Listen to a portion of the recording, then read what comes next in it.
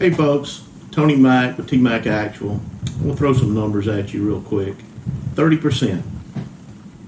30% is the number of first responders that suffer from depression or PTSD. It's not something that we talk about a lot in the fire and EMS world until here recently. It was like, well, they're not in combat, or they're not this, or they're not that. Why do they suffer from PTSD? But we have found that we do. And I'm going to kind of talk just towards EMS and fire right now. Law enforcement brothers is a whole different thing. And their numbers are a lot different than what we're looking at for EMS and fire.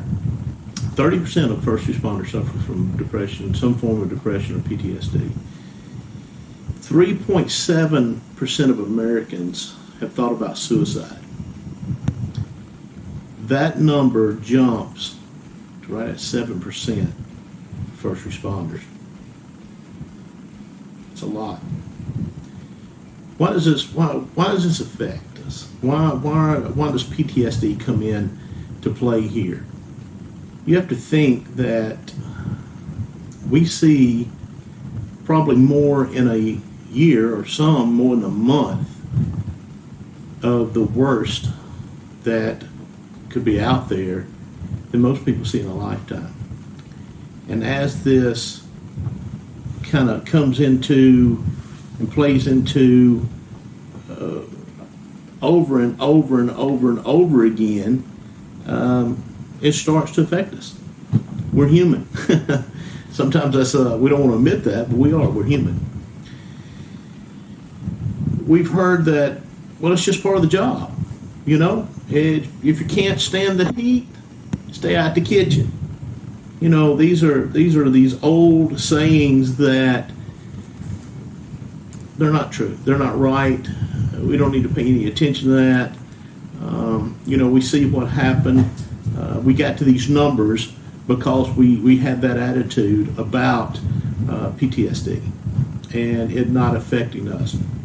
I was teaching a class back last fall and got into a discussion. We was talking about mental health and that kind of stuff, and got into a discussion about PTSD and first responders, and in particular fire and EMS, and had some that was like, well, it's just a new buzzword, you know, they want to hang a label on us, this, that, and the other. Maybe not. You know, maybe it's something we need to really start paying attention to, not in just, well, that can't happen to me, but we need to start looking at ourselves to see if it has affected us. And it's not all trauma that causes this stuff. We look at our shifts that we do. A lot of times in EMS, it's long shifts, it's overtime. You know, I know guys that work 96-hour straight shifts, you know, on a busy truck. And I just cringe when I think about that.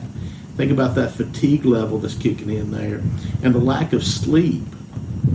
Because, you know, we're up and down. If you do get to get a nap or you do get to go to sleep, then you're sitting there, you never get into that deep REM sleep that we really benefit from, because you're sitting there on the edge waiting for the tones to drop or for the next call to come in. So you never really fully get to sleep. And if you do, it's not that good, deep, healthy sleep. And then what do? We get off the next morning, or the night, whenever it may be, and we get together with our buddies who are also first responders, and we go out and get some drinks. And, you know, that's somewhat part of the culture. I'm not saying anything wrong with getting drinks with your friends or your coworkers or your buddies. But it is part of the culture of camaraderie and brotherhood that we deal with in the first responder world. But it's not always the best thing, especially if we've got some of these triggers that's already showing up and manifesting themselves, that we may be suffering from that. And we're trying to cover it up or hide it with alcohol. That's never a good thing. So we need to learn to recognize the symptoms of PTSD as it comes on, and as we're starting to see these things. And one of them, we will talk about a few of them, insomnia. I still, even though I teach and train Now I still have issues with insomnia. There's nights when I get up and in the middle of the night and go and sit in the living room so I don't wake the wife up or anything like that. Just kind of hang out because I can't sleep. Temper, irritability. If we start seeing that we're getting short with the family, the pets, any of that, it could be that we're showing some signs of PTSD there. Difficulty concentrating. You're just sitting there and you think, I can't even focus on this. I can't focus on doing this, or I can't focus on the kids doing that, or helping here. We just lose that focus, that concentration. Difficulty managing our emotions. We can swing on a pendulum. We can be happy one minute and just irritable as crap the next. And it's just that pendulum effect that we deal with. So if we recognize this stuff, what happens? What helps with this? What can we do? Education. Educate people. What I hate the worst of anything is somebody finding out that you're in fire EMS, and the first thing they want to know is, what's the worst you've ever seen? Good God, what a question to ask somebody. Where do you want me to start? I don't want to think about these. I don't want to talk about these things. Educating people about asking things like that. Getting out, letting people know that PTSD is in our culture, is in our careers. Find help. Find somebody to talk to. And a lot of companies, a lot of services, a lot of departments offer an EAP, Employee Assistant Program, and a lot of times it's not taken advantage of because we don't trust it. Well, if I go over there and talk to them, it's going to get back to the superiors, and it's going to be used against me. And I'm sorry to say, but I've actually experienced that and had that happen to me. So yeah, I can feel you on that one. So find the right person to talk to. A few things that can help.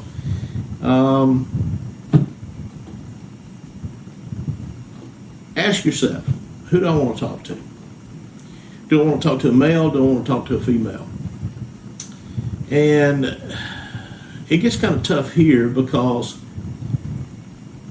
I hear this a lot. Well, they don't understand. They don't understand what we do. They don't understand what I'm going through. They if they hadn't been there, they can't understand this.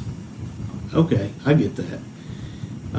But I tried to find people that specialized in first responders, and there's hardly any out there.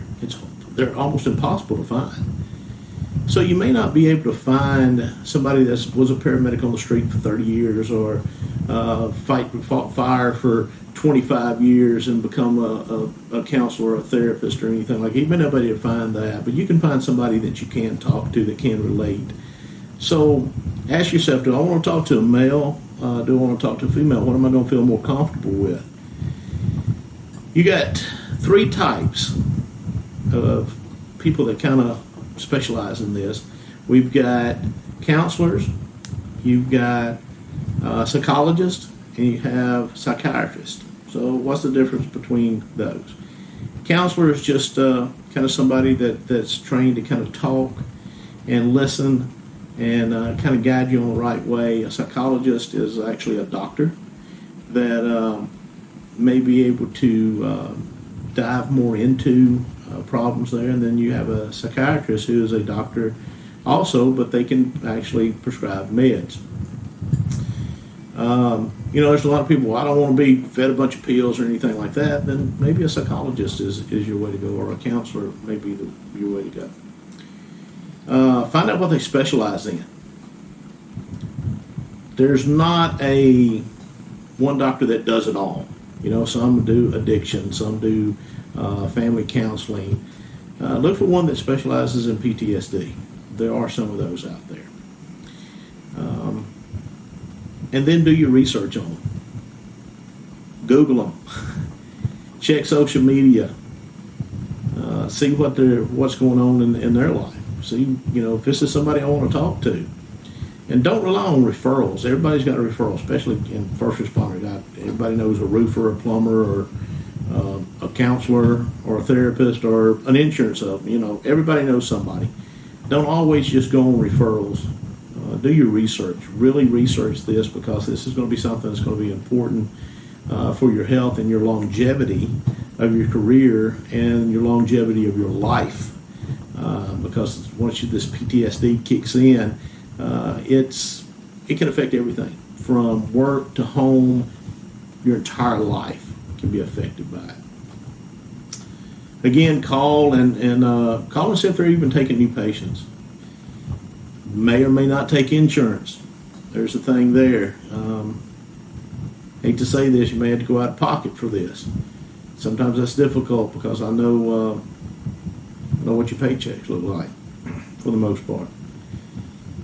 Once you set up an appointment, you go and sit down and talk to them. Make sure there's a connection there. Don't go through the motions. Open up and talk. Especially if you're paying for it out of pocket, get your money's worth. Open up and talk to them. Don't be guarded. They're there to help. It's going to be awkward the first couple of times you go in there and talk to these people. It will get better. If you meet with this person, you don't have a connection with them, and you don't feel that they're who you need to be talking to, then keep looking. Go see somebody else. A lot of times the first initial counseling or meeting or therapy session, they don't even charge you for a lot of times. So, it may be a getting to know you kind of thing, and see if there is a connection between you there, because it's got to be there for you to really be able to trust and open up to this person. So that's kind of my thoughts on PTSD and first responder.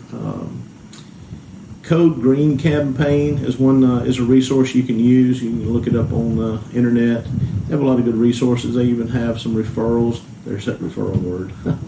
I just told you don't take referrals. And here I am. Hey, they got referrals, but maybe not necessarily. But they do have some lists on there of some people that kind of specialize in first responders, or have seen first responders or dealt with first responders, and kind of understand where we're coming from, because we are different critters.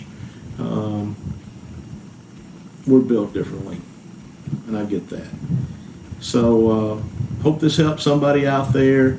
If you would, take a moment, click below, subscribe to our new YouTube channel here, and then hit that bell next to it.